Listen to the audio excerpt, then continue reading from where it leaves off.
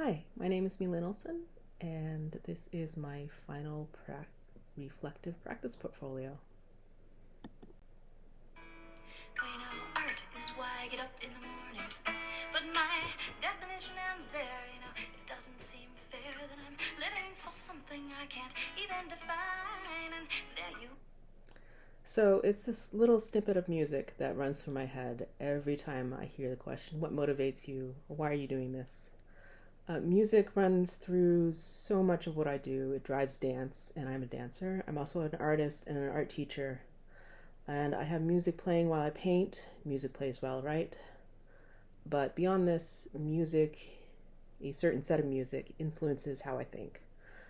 Hearing Ani DeFranco led me to Woody Guthrie and Utah Phillips, which led me to the history of the labor movement, and also led me to think about injustice in other forms. So who introduced me to Ani DeFranco's music? It was Girl Scouts, other fellow camp counselors. Girl Scouts was a huge influence on how I approach everything, including teaching. My own teachers are also influences on my approach to art making and to teaching. This photo is a painting that I did for one of our classes, 7604. And it shows the influence of two of my teachers, Wayne Thiebaud and Mike Henderson.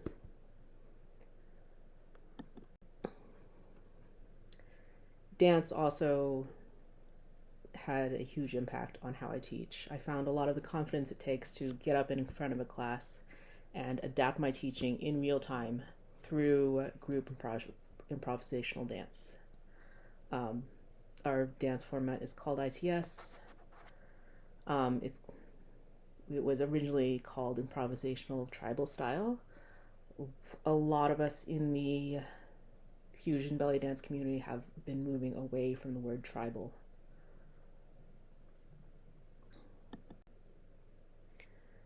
So I got my first taste of teaching as a Girl Scout camp counselor. And then after I finished my bachelor's in art studio, I taught for a few years as a contractor for a public homeschool program, teaching art. And eventually when my kids started elementary school at our neighborhood school, I started volunteering to teach art there, because there was no art teacher. So Tahoe Elementary has a volunteer-run art program, and I've been part of the team leading the program since 2021. The experience of teaching as a volunteer influences my teaching philosophy. I believe all kids should have access to art, and they should all be able to see themselves in art.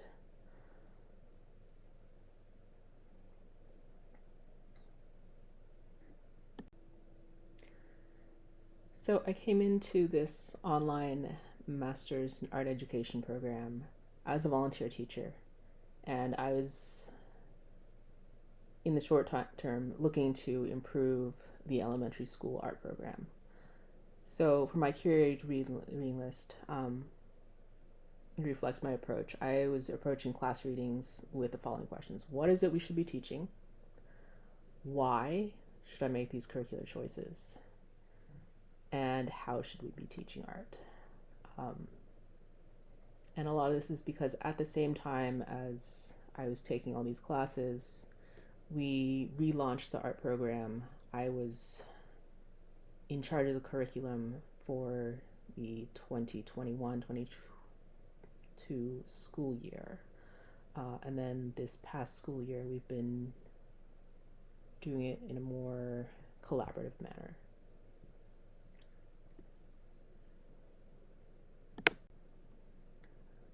What should we teach? When we restarted the art program, I created all the lessons for the first year. And that was a choice we made to streamline everything and get art classes back in school as soon as possible with fewer volunteers available. Because there were still a lot of restrictions about who was allowed on campus with COVID and everything. Um, but creating an entirely new curriculum from scratch meant I had a lot of decisions to make. So I was trying to apply my readings to those decisions. Why should we teach this? Why was I making these curricular choices? A lot of the reasoning has to do with who I've been serving. Sacramento is one of the most diverse cities in California, coming in at number 4. And according to the 2020-21 demographic statistics, Tahoe Elementary is more diverse than the state average. So I was aiming to tailor our curriculum to a very diverse group of students.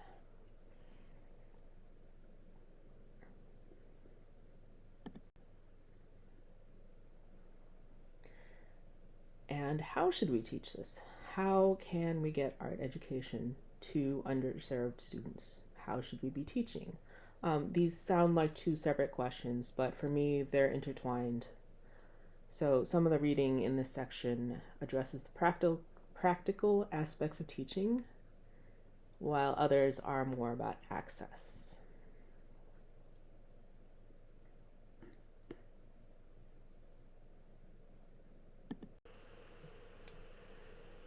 In May of 2021, the Tahoe Elementary PTA, in collaboration with Wide Open Walls, which is a citywide mural festival in Sacramento, held a multicultural arts festival at the school. Um, we filled the school with art. As of March 2022, there were 37 murals, mostly done during the festival with a couple before and after, with plans to reach 40 murals by the end of the current school year. There were also, during the festival, dancers, musicians, martial artists, food trucks. And then for the 2022-2023 school year, Wide Open Walls partnered with Sacramento City Unified School District to bring similar mural festivals to other city schools. So when I heard about this started ball rolling on some questions. So my research project, the question is, what are the medium-term impacts of festivals like this? Do the schools gain more than decorations?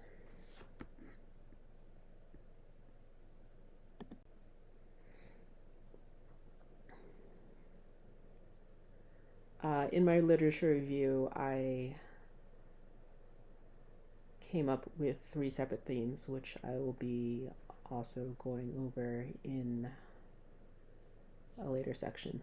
So these themes are art education access, benefits to school of school mural events. I was looking at both benefits to the schools and to the artists, and also community development was the third theme.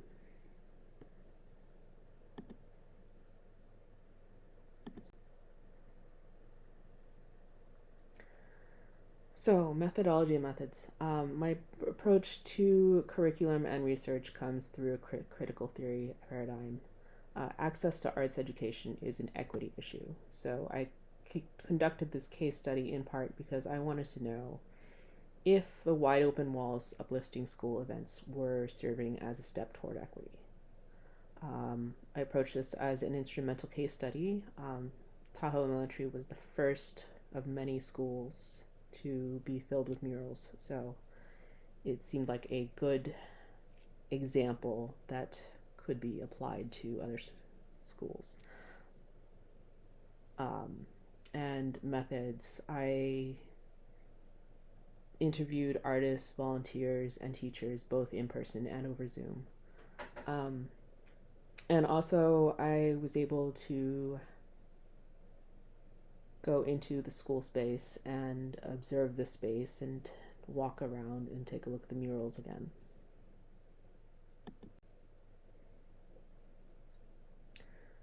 So I came up with two separate sets of interview questions, some questions for the artists, and then a separate set of questions for teachers and volunteers. Although I had a couple people who were both artists and volunteers, so they got to answer both sets of questions.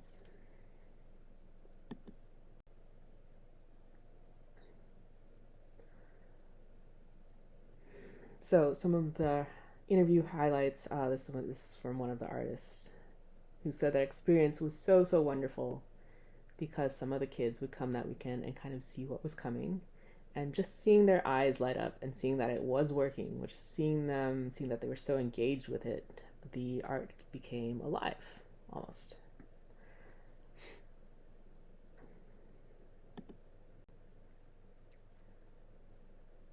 And this one, before my friend and I finished our mural, I came to mark the wall with this big I love you graffiti style thing that I typically do, and the people loved it, which gave me some confidence in regards to putting that out there. So this was the first time this particular artist had gotten feedback in real time about his I love you graffiti, which he just used to mark the wall and make sure that nobody took it. And then he came back another time and did the mural. But later murals featured his I love you.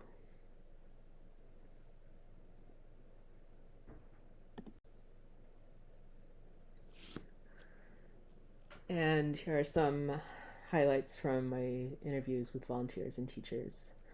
Um, the art program and murals and just the positive energy around that, I think, has really helped put us back on the radar for neighborhood families that might not have looked at Tahoe as the school they want to send their kids to a few years ago.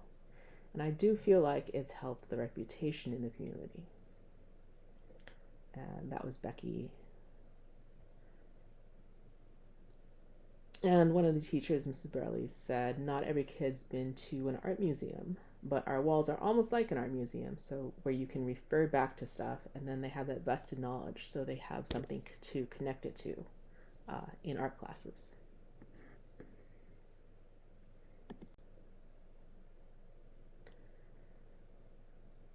So my data analysis follows the themes from my literature review. So arts, education, access. Um, Race and ethnicity and socioeconomic status are strong predictors of arts access outside schools. So the students in the underserved communities are much more dependent on the schools to provide access. And partnership with outside organizations, such as the one between Wide Open Walls and SCS USD, is one way to increase that access. Outdoor arts festivals also fill gaps in art education access, and bringing those festivals into the neighborhood schools adds more accessibility by minimizing the transportation requirements.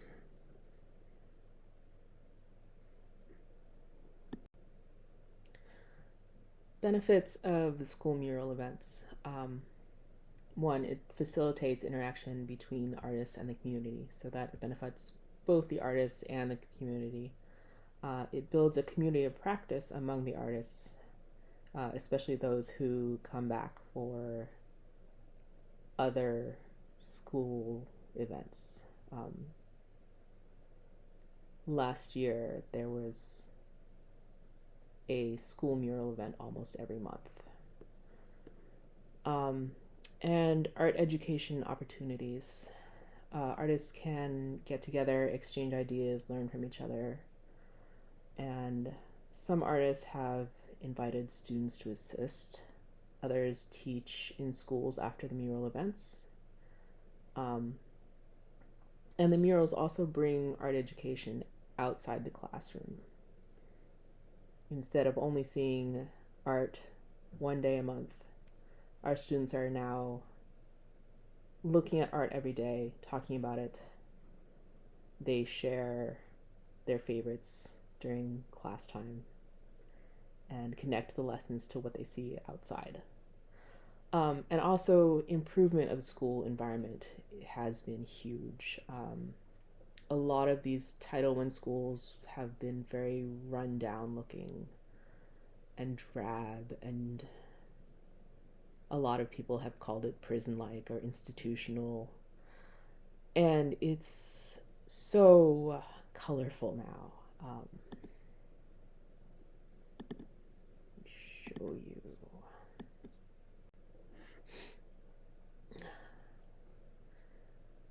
So I collected photos of all the murals, um, and grouped them into three separate things. First grouping is murals with pictures of people. I also have another group of pictures of creatures that could be realistic ones or fantasy figures. And also, the third group was everything else. There's geometric designs, there's landscapes, there's an interior architectural thing, there's a giant textile thing, there's bubbles.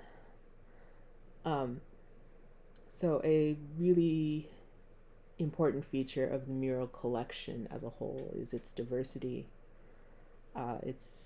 There's a lot of different styles, and it just makes everything bright and happy.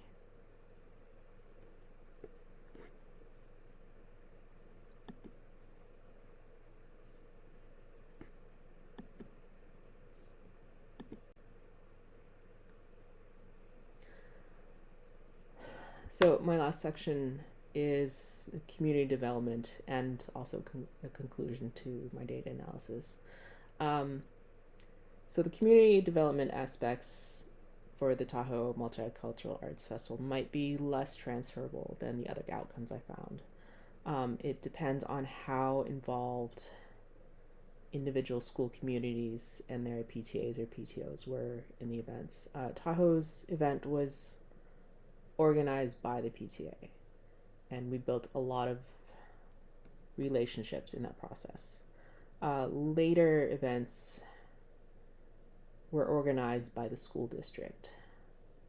So, how involved those school communities varied from school to school.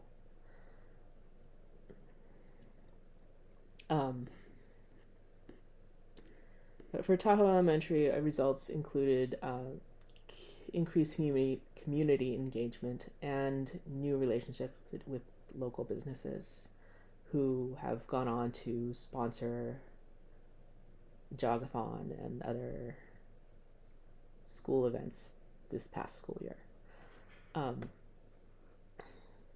So organizations that seek to establish similar projects should consider McCann's recommendations for community outreach program, particularly diversifying governance and including people who live in the neighborhood and artists who are born and raised and working there. And they should try to find the balance between an assets need approach and a needs-based approach.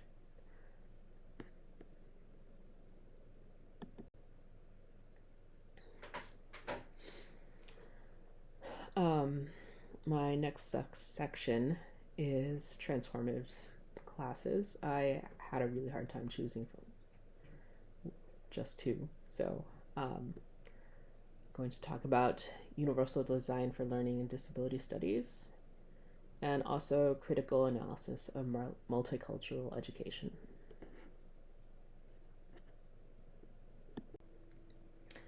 So, 7708, Universal Design for Learning and Disability Studies.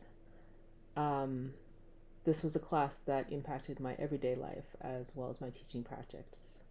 Um, importance as a teacher, I kind of came into teaching from the outside. I studied art, not education. So I wasn't previously familiar with the history of special education. Um, and we took this class last summer. In this amount of time I had to teach in between taking the class and moving in the fall, I was able to start applying the ideas of universal design for learning to the classroom, share helpful information with the other volunteers, and improve our lesson format. The readings also shifted the way I think about disability, which is personally important since disability affects a lot of my family members. Um, so I grew up with disabled family members. My aunt had polio when she was in Vietnam, and now my husband is partially blind um, for a few years now.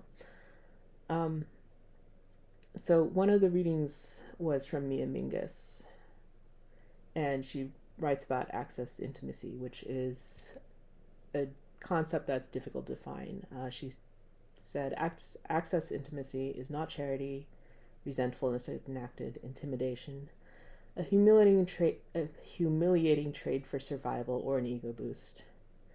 It's felt when someone gets a person's access needs. My husband, before his brain surgery, was an avid biker, and it's not safe for him to be on the road on a bike on his own because he can't see on the left, which is where all the cars are. So we ordered a custom tandem, and it was delivered right before summer semester started. So learning to ride together while taking this course was experiencing interdependence like immediately. So it made the reading more meaningful for me, having both of those things happening at the same time.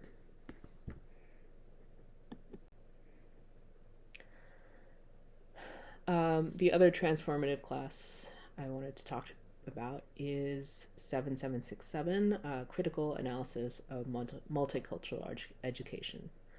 When I was first looking at online graduate programs to consider applying to, an important factor was the curriculum list. And so this class we took last fall was one of the reasons I chose this program.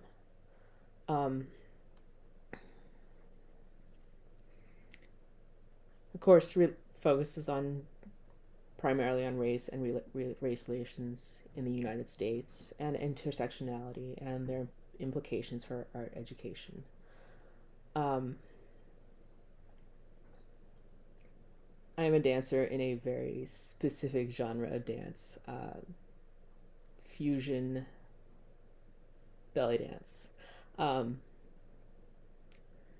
So most of the discussion that I've been involved in before this class around critical multiculturalism and anti-racism in the arts were related to fusion belly dance. It's a very specific genre. So I was looking forward to discussing art and multiculturalism in a broader way.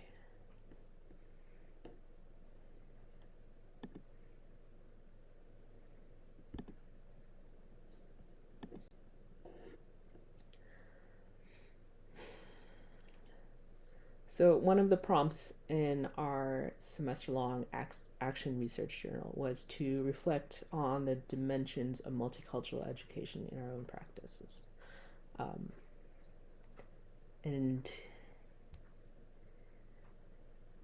as I've mentioned teaching as a volunteer in a diverse school, I have always been trying to make sure all my students have the opportunity to see themselves in art. One of the aspects of multicultural education that I hadn't been thinking about before was prejudice reduction. However, now I have moved away from Sacramento. I'm in a very rural, very white area of Norway. So once I start teaching again here, this is something I will have in mind moving forward. There's a paradigm that Donna Mejia, who's a professor of dance and also a fusion dancer, has talked about for engaging with different cultures, and that's being a traveler versus being a tourist. So a tourist takes the convenient, easy, safe route. Being a traveler takes more work, but it's transformational. And so that idea stuck with me, and I think multicultural arts education, the way you approach it can be either one. It can be a form of tourism if you're not teaching in a cultural way. But critical multicultural education can act as a travel guide, offering students the ways to explore more deeply.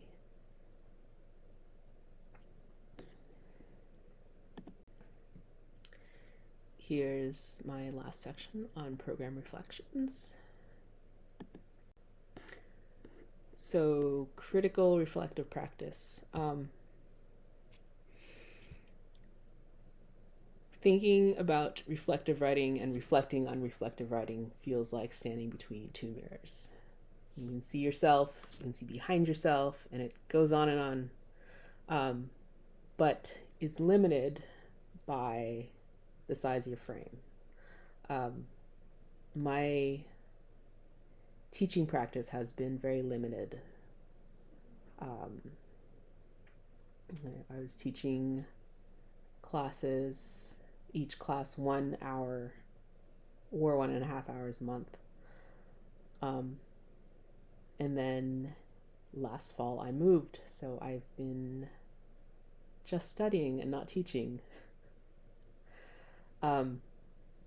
But the reflective writing helped me pay attention to how I was talking to my students, and also it helped me help the other volunteers in our art program. I was usually the first one each month to test out a lesson, so I would teach a lesson, take notes, pass on suggestions to everyone else, and it helped us improve things around the art room too.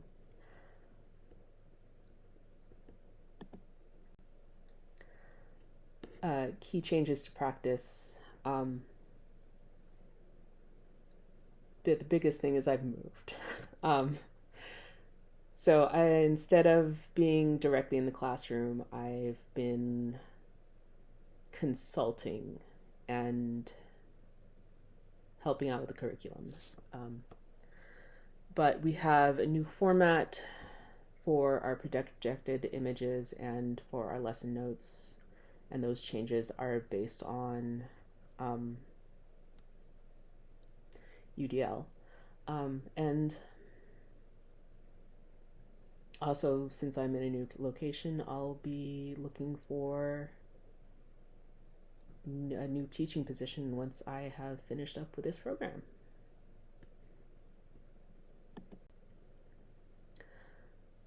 Here are some additional references that came up in this video that were not included in my curated reading list earlier. So thank you for watching my video presentation.